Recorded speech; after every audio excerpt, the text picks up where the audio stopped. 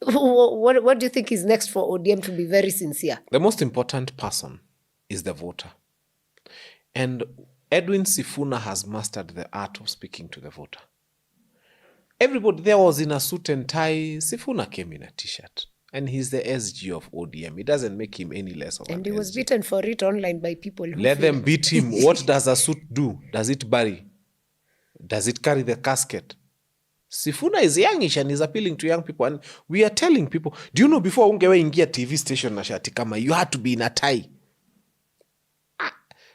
Jeans was seen like an outfit from the devil himself. Yeah. Today we wear jeans to every other place. I think let us worry more deeply about what is inside here.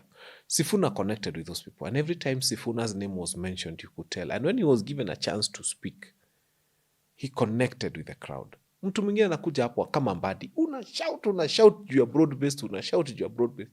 Unashout. Unaambua Mbadi, don't increase your volume. Alikuwa mpaka anatoa hizi veins. Anaambua just increase the content of your speech. Deepen it. Make it palatable. But every time he was speaking, he kept increasing his volume because he thought it's the volume that is going to work. People have heard you. You're talking of broad-based. And they don't want. So do you think shouting will take them to broad-based? Sifuna comes and says, we shall follow Baba's last instructions. And the crowd goes wild. They were telling you and William Ruto that we are not in broad-based. Baba left us there, but we were never happy there. Baba left us there, but we don't want to be there. And Baba gave us hope when he said that ODM is going to have a candidate.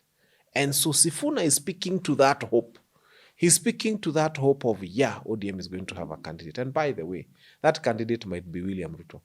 Yeah, because that's the twist that's being said. Yeah, he said, ODM cannot die as I watch. No, he even came and said, ODM, nanyi mseme tuko tayari. What do you think he was saying? His UDA is dead. UDA ni wapi inaweza pata kura isipokuwa Kalenjin land? Who would queue and vote for UDA? A wheelbarrow. Again now, who would? Nobody. So he's going to do a takeover of ODM maybe? ODM starts from a point of having at least 80 elected members of parliament. Who doesn't want to have such a head start? So if he knows if he keeps ODM as it is, if they can maintain the 80, alafu apate another 20 from the Kalenjin regions, he has at least 100 members of parliament to start with.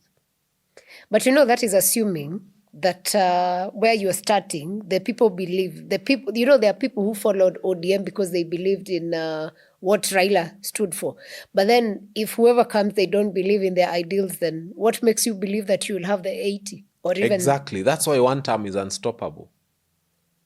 One term ilikuwa inaenda na speed ya 100 kilometers per hour. Sasa naona imefika 150. Immediately Baba died, speed iliongezeka ya one term. Our friend Museveni, who is said to have contributed immensely to the win of Kenya Kwanza, is now going through his own struggles at home, politically and even health-wise and so on and so forth. There is every indication that in 2027, Museveni's help might not be available to us, for whatever reasons that will be. So now you can imagine, kuna hii wave ya Gachagua ya one term, kuna hii kuchoka ya Wakenya, kuna hizi shida tumepitishiwa na William Ruto. And then in addition to that, Baba is not there and Museveni may not be there to help because he's got his own challenges at home. But what do you think is the future, quote unquote, of people like Sifuna, people like Babu Owino in the party? Bright. In the party? Yes. There are some times when an ejection out of an outfit gives you more mileage than staying in. Are you saying that Rigathi Gachagua is more popular now than he ever was when he was deputy president?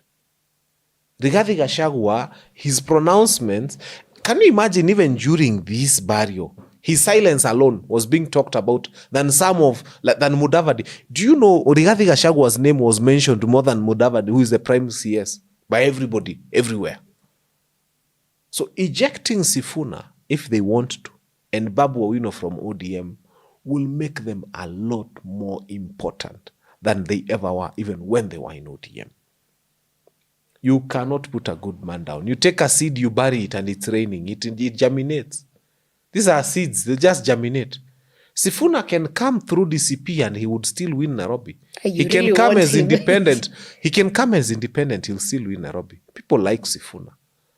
Babu Owino is popular.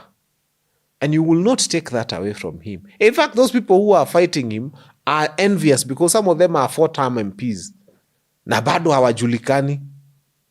Isipokuwa hiyo village politics yao, and they were relying on Baba to get the ODM ticket to be re-elected. Sasa hakuna Baba, their own popularity has to save them and they are worried. Ulikuwa unafikiri wanalia matanga juu ya Baba, si wanalia because of their own careers. I mean, Junet spoke of political orphans. What happens to them? And actually, he said they are many, and he wants to be their chair. Yeah. Yes, he wants to be the chairman of political orphans. What happens to them? Who cares about them? We don't. Politics, unfortunately, is ruthless. They reinvent themselves or they die. There is someone who's been waiting for such an opportunity. Na sahi I'm sure kuna mtu ameanza kuactivate network zake ground.